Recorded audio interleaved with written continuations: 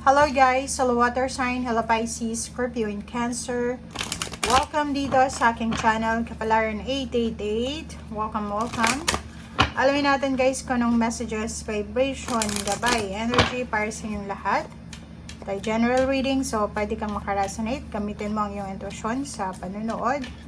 Ano ba ang mensahe sa'yo sa araw na ito? I hope na makuha mo ang energy. Water sign, Pisces, Scorpio, and Cancer. Water sign, Pisces, Scorpio, and Cancer. Walang lumalabas. Water sign, Pisces, Scorpio, and Cancer. Wow, great fortune. Oh guys, first card, great fortune. Water sign, number 26, number 8, money to. Pera.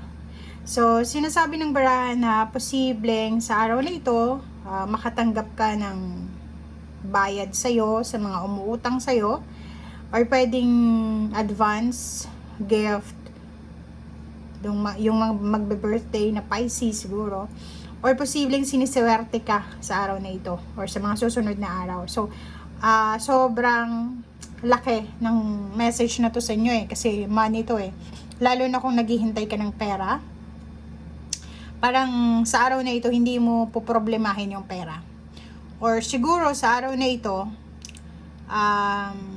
nabayaran mo lahat ng mga bills mo, expenses mo, parang ganun. So siguro hindi ka masyadong nakafocus sa kung ano yung scarcity sa usaping pera. 26, great fortune, swerte sa lahat. Like, pwedeng swerte ka sa mga sugal, sa loto, or kung ano pa man. Diba? So, yun. And kung makikita mo dito, showering to pouring of blessings. Diba?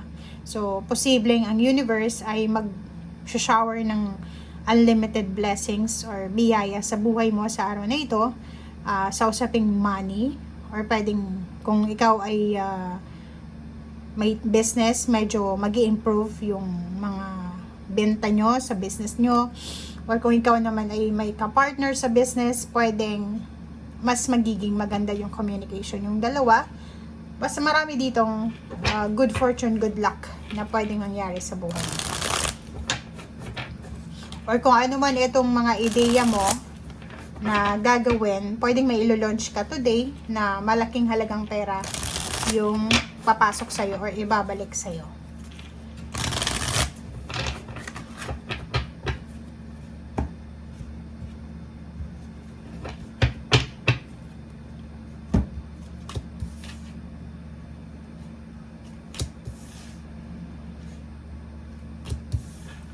Okay, wow. Ang galing ng baraha mo. Kasi ang sinasabi dito na yon, may Ace of Pentacles ka, may posibleng papasok na trabaho sa buhay mo, or ikaw yung papasok sa bagong trabaho. May magbubukas ng oportunidad, posibilidad sa usaping pera dito. So, it's either pag-aaral, may mag-o-offer sa'yo ng training, seminar, pag-aaral, pagsasaliksik, partnership. So, yun na nga, kasasabi ko lang sa'yo dito na it's either business siya. Sinasabi ng brasser dito na posibleng makatagpo ka ng isang tao na pareho yung mindset nyong dalawa. Like, kung may gusto kang simulan na business, it's either ang taong ito is same yung mindset sa'yo or same yung purpose nyo. Diba? Parang ganun. May iba din sa inyo dito na nagsasaliksik. Diba? May nagsisearch ng job, looking for a job, looking for a partnership, lalo na sa pera. Kasi puro pera to. And meron din ditong Four of Wands. It's a protection, stability, balance sa family. So, nakikita natin dito na balanse, stable, secured ang iyong family life.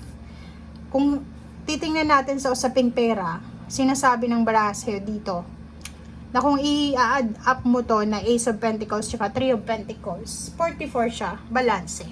So, may balanse na posibleng parating sa usaping pera na pwedeng yun din ang dahilan kung bakit magiging balanse ang iyong pamilya. Pwedeng may konting ipon ka, or pwedeng yung family life mo ay sobrang balanse sa ngayon, na parang sobrang magiging grateful yung iba sa inyo dyan kasi matagal nyo tong wini-wish, matagal nyo tong minamanifest, parang ganun. And nakikita ko siya dito na siguro dahil sa bagong trabaho na pinasok mo or sa bagong business na gusto mong simulan, ay pwede kang makapagsimula din ng bagong negosyo or mga bagong goals sa buhay. Like, siguro gusto mong magpakasal, gusto mong, like yung mga Pisces dyan, gusto yung mag-celebrate ng yung birthday ng bonggang-bongga. Parang ganon. So, nakikita natin dito yung stability, yung planning, yung security, lalo na sa usaping pera and emotional. Napakaganda ng baraha mo. Kasi kung makikita mo dito, it's a partnership eh. So, kung ikaw or yung karelasyon mo or kapamilya, ka-partner sa business or ka-partner sa trabaho, ka-team, ano man itong pinaplano nyo ay posibleng makukuha mo kung ano yung pinaplano mo. Parang ganun lang. May mga celebration. Pwedeng 4 weeks from now, kasi 44 to eh, ay may isang good news na pwedeng dumating sa pamilya mo na ito ay magdadala ng stability and security sa'yo and the rest ng family.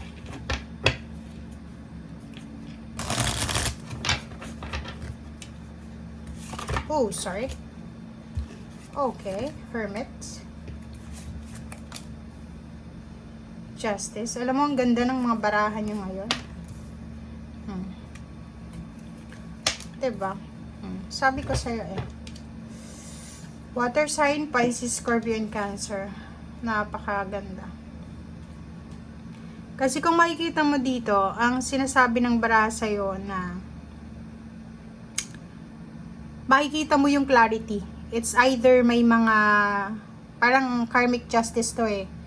Karmic blessings. So, may liwanag na. Siguro ang tagal-tagal mong hinihintay itong pagkakataon na ito, but now siguro dumating na yung karmic blessings, karmic justice. Pwedeng may mga kontrata kang pipirmahan, kung ano man tong gagawin mo, kung ano man tong ginagawa mo, or kung ano man tong pinaplano mo, ito ay magdadala sa'yo ng sobra-sobrang biyaya sa usaping financial. Mahawakan mo yung perang ito eh. 'Di ba? So, for example, matagal ng taon or ilang taon ka na siguro nakaranas ng mga problema pinansyal, o yung alam mo yun, hindi mo alam kung saan ka magsisimula para makasurvive. But dito sa baraha mong ito, sinasabi na hawak mo yung pera, hawak mo yung pagkakataon, hawak mo yung chance ngayon. Nasa iyo yun eh. Parang sinasabi sa'yo dito na kung gusto mong maging stable yung financial mo and emotional, ikaw yung magdedesisyon.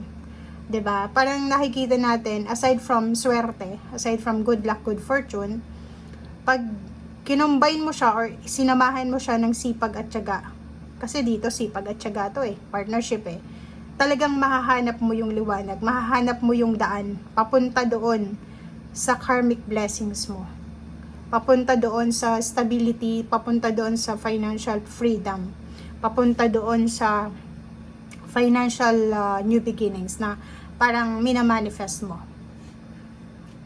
Oh. Sobrang excited, sobrang saya.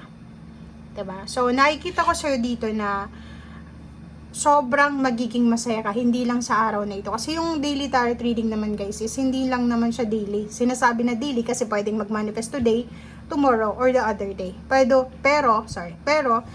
posible siyang mag-manifest the whole month, or next month, or next year, or the whole year. So, itong isa buwans na ito is excitement. Kailangan mong maging excited kasi may blessings eh.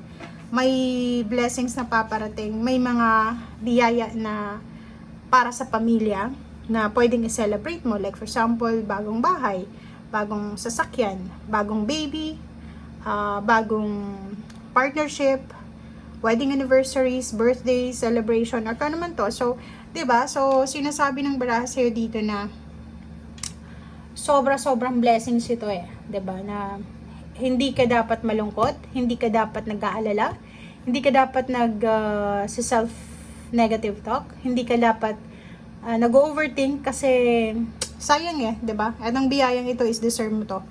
And kung nakafocus ka sa negative, hindi mo siya makikita. Wala kang makikita kahit na isa dito. 'Di ba? Kasi focus ka sa negative. So be excited, be inspired, be determined, be visionary, be passionate sa kung ano man to na ginagawa mo sa ngayon. Kasi yan yung ano eh, yan yung deserve mo na blessing, yan yung deserve mo na buhay. Okay? Thank you guys. Bye!